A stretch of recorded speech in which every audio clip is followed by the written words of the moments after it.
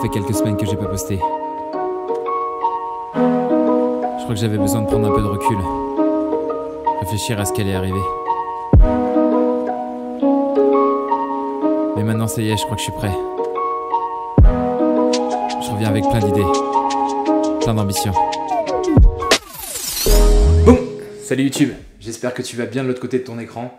Alors comme je te l'ai dit, j'ai pris pas mal de temps pour réfléchir à ma chaîne, à mon contenu, à mes projets pro et à mes projets perso. Alors j'ai fait quelques recherches et puis je suis tombé sur une vidéo de Stan Leloup de la chaîne Marketing Mania qui donne quelques conseils pour faire de 2019 une année encore meilleure que l'année précédente. J'ai trouvé ça super intéressant, super pertinent.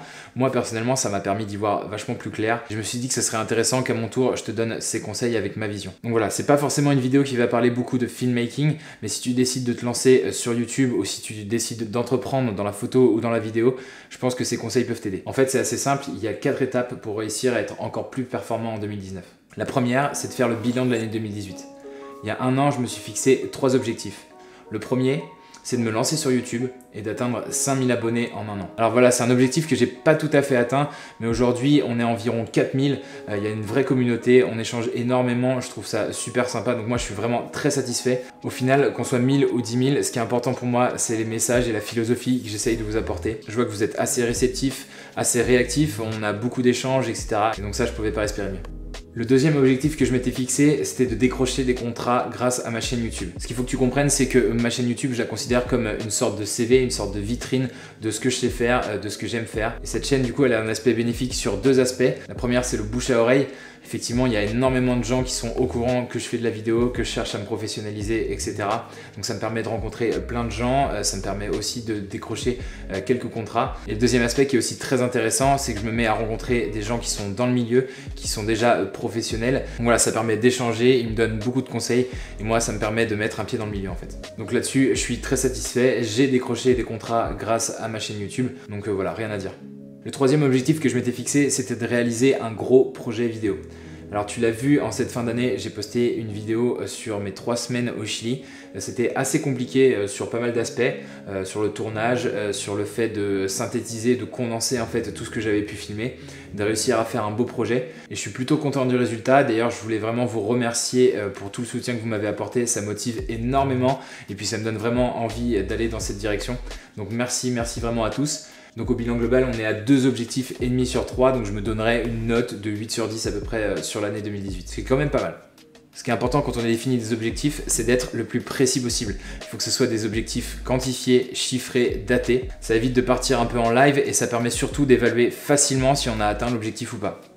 La deuxième étape pour assurer en 2019, c'est de définir des objectifs pour l'année à venir. Donc j'ai pas mal réfléchi et j'ai réussi à en définir 3.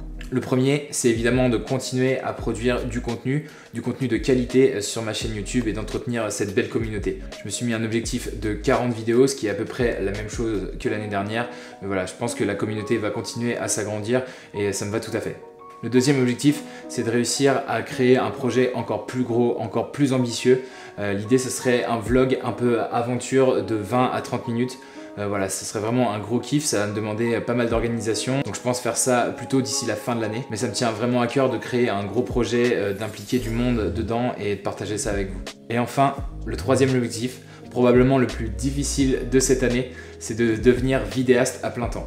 Ouais, ça va être chaud. L'idée, c'est de décrocher suffisamment de contrats et d'avoir suffisamment de revenus pour pouvoir vivre à 100% de ma vidéo, de mes contenus.